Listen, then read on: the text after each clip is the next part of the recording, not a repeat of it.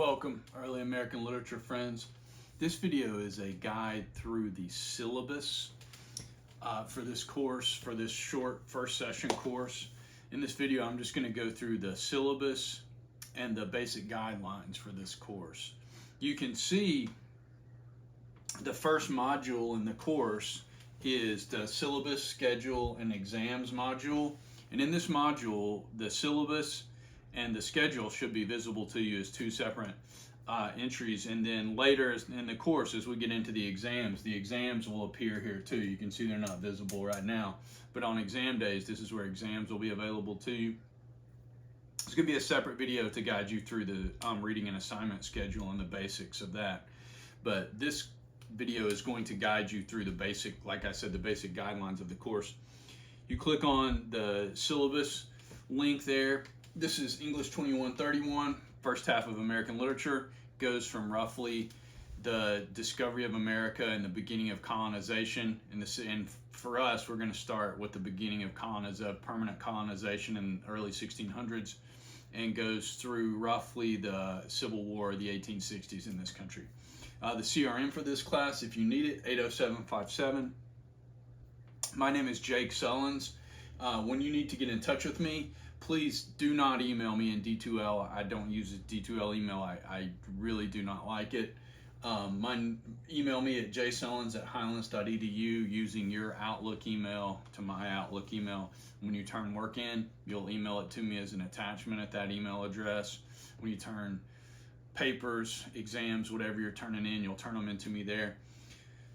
If you happen to be on the Cartersville campus, my office is on the Cartersville campus. It's in the A building up on the top floor, 323B.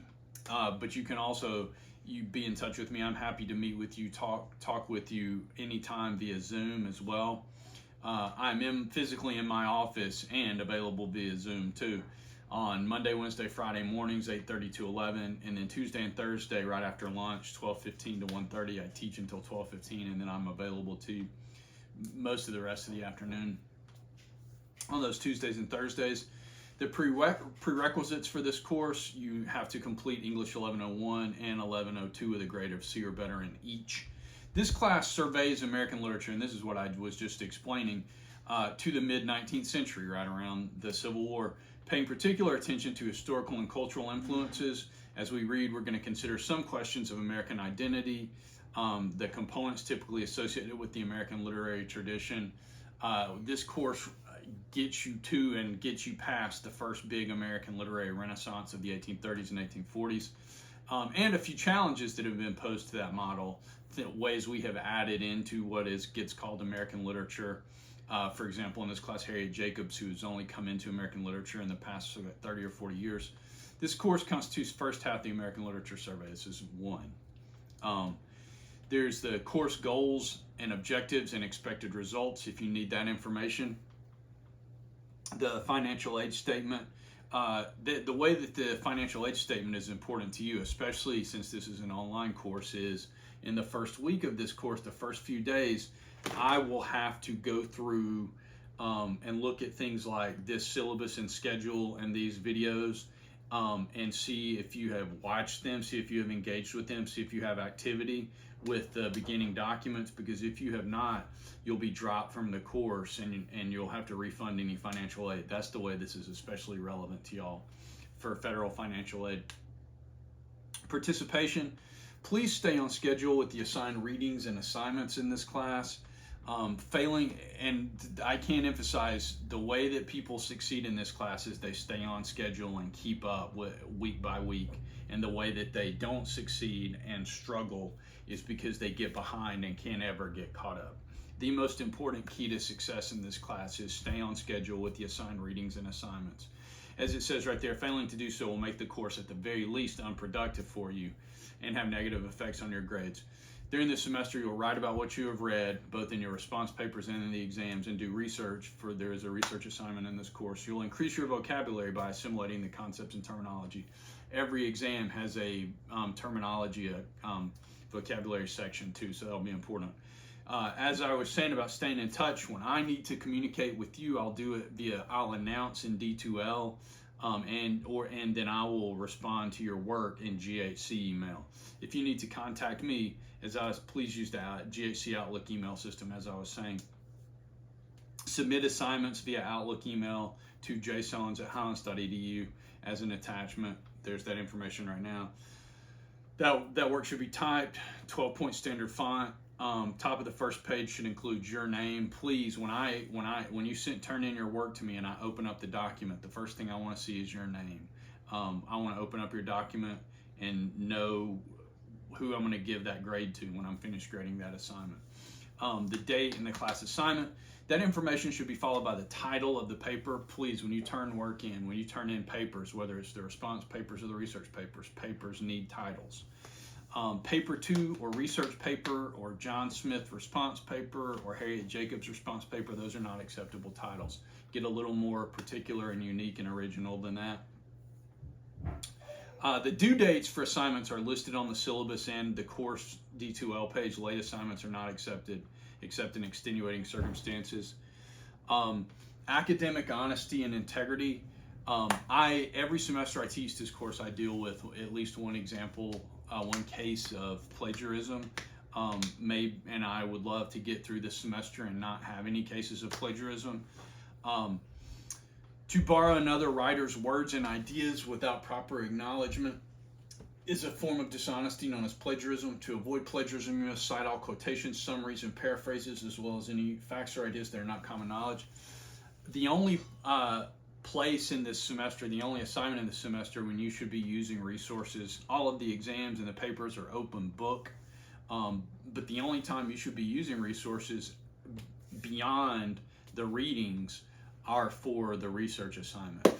You shouldn't ever need to cite, there should be no work cited or need to cite anything over the course of the semester except for the research paper.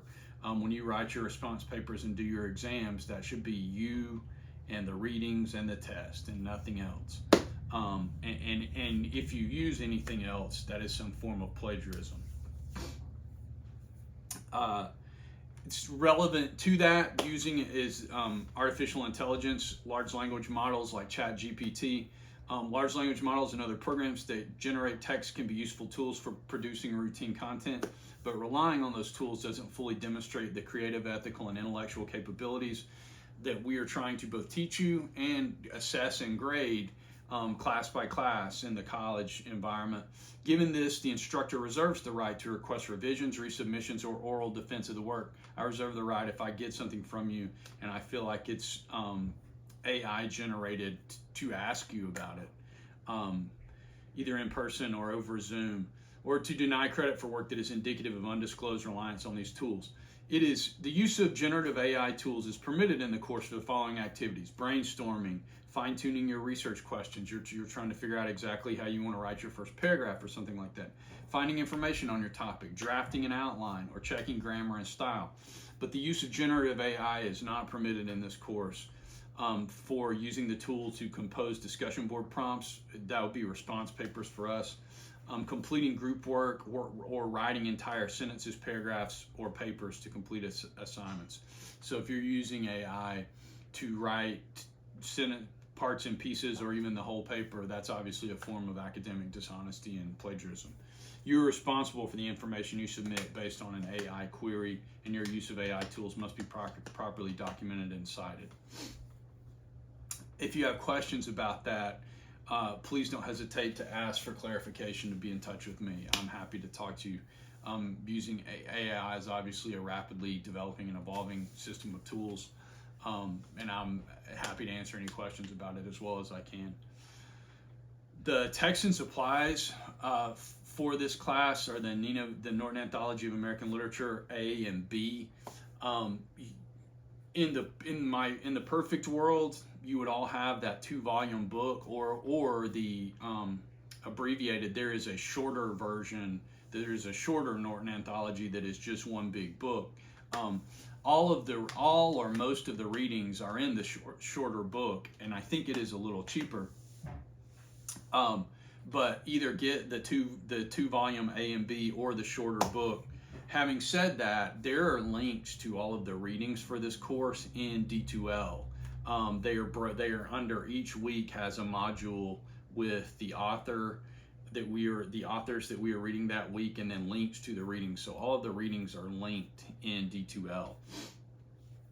So in my experience, students who have the 2-volume book or the shorter book have better success and do better in the class. But you can make it through this class just using the D2L links and reading everything online. You should feel free to ask any course-related question that you want to. Please don't hold back a question or comment to me because you're afraid it will sound unsophisticated or irrelevant. I want us to have an environment, even though we're not in a physical classroom, I want us to have an environment in which everybody feels free to ask about anything they want to. I got a question last semester from a student about Emily Dickinson's romantic and sexual life. So you're free to ask anything about writing, about the writers, anything. I'm happy to talk about it, to try to answer it for you. Because this is an online course, we won't do attendance in the traditional way, but I will regularly check in to see that students have accessed relevant modules and readings. The participation grade, at least a significant part of it, is me going in and checking to see what students have accessed and looked at and read through.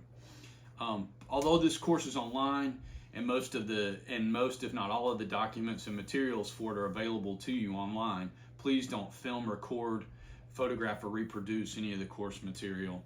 If you need disability accommodations, whatever that needs to look like, your best bet is to go through Student Support Services, and then they will generate a document for me, an FAN, and we can go from there about whatever accommodations you need to succeed. The early warning program in this course, there's 2 markers. There's the first marker about non-attendance, which is due for us at the end of the first week, and then the S or U, satisfactory progress. I'll put both of those in the score system. And then here is the grade breakdown for this course. There are 5 response papers. Each of those are 10%.